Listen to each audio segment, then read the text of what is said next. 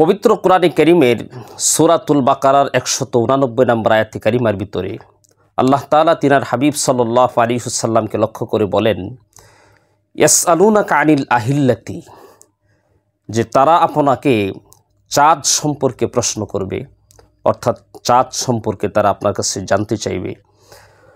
তো কুল, আপনি তাদের প্রশ্নের প্রতি উত্তরে বলুন, হিয়া মাওয়াকিতু লিন্নাসি ওয়াল হাজ্জি, যে চাঁদ হচ্ছে মানুষের বিভিন্ন প্রকারের আমাল এবং হজের সময় নির্ধারক।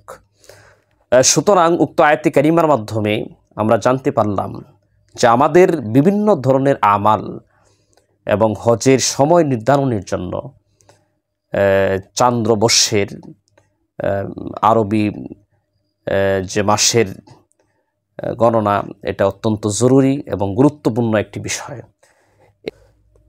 এজন্য ইসলামী তারিখ বা চান্দ্রবর্ষ ও তারিখের হিসাব রাখা এটা মুসলমানদের জন্য ফরজে কিফায়া।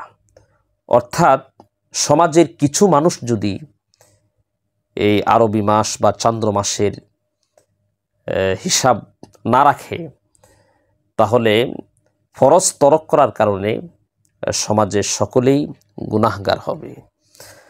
শুধু একটি চাঁদ কমিটি নির্ধারণ করার মাধ্যমেই একটি মুসলিম রাষ্ট্রের দায়িত্ব আদায় হয়ে যায় না, বরং সব মুসলিম রাষ্ট্রের যিনি রাষ্ট্রপ্রধান হবেন, তেনার জন্য উচিত হলো তাদের স্বাতন্ত্র্য ও স্বকীয়তা বজায় রেখে ইসলামী বা হিজরি সনকে প্রাধান্য দেওয়া এবং দেশ রাষ্ট্রে শিক্ষা কার্যক্রম সহ সর্বক্ষেত্রে হিজরি সনকে, আরবি সনকে এরকমভাবে চর্চা করা।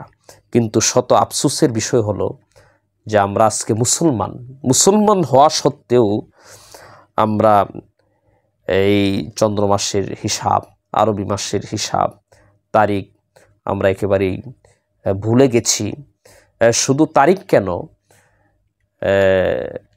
আমাদের মধ্যে অনেকেই এমন রয়েছে যে আরবি মাসের আরবি যে 12টি মাস রয়েছে, এই মাসের নামগুলি পর্যন্ত আমরা বলতে পারি না। এই ক্ষেত্রে চূড়ান্ত পর্যায়ের উদাসীনতার ভিতরে আমরা রয়েছি। এটি বড় লজ্জা ও পরিতাপের বিষয়। অথচ আমাদের সমস্ত প্রকারের আমালগুলি এই আরবি মাসের সাথেই সম্পৃক্ত। এজন্য